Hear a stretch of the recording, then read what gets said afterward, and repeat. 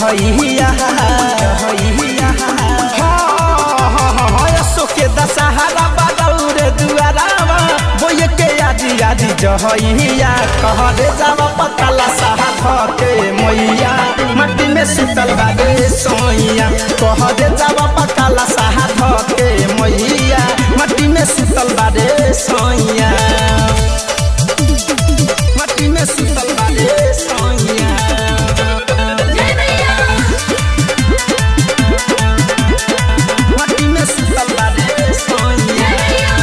कर हालात देखी बानी परेशान जी रौरे नु बेटा हवे रखी मैं ध्यान जी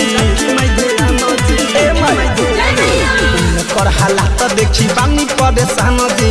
रौरे नु बेटा हवे रखी मैं ध्यान जी देखलो न चाहता न सहलो सहाता पागल लगा दीना न हइया देखलो न चाहता न सहलो सहाता पागल लगा दीना न हइया कहरे जावा पकाला साहब के मैया मट्टी में सुतल बारे सोइया कहरे जावा पकाला साहब के मैया मट्टी में सुतल बारे सोइया मट्टी में सुतल बारे सोइया मट्टी में सुतल बारे सोइया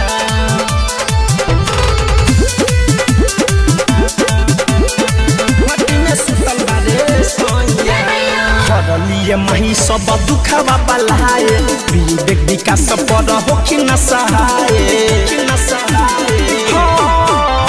हरलिए मही सब दुखवा बलाए धीरज विकास पर होखी न सहाय घरे कंधन नंद सतदूधन दीवाना परत बारे राउर पैया घरे कंधन नंद सतदूधन दीवाना परत बारे राउर पैया कहरे जावा पकाला साहब के मैया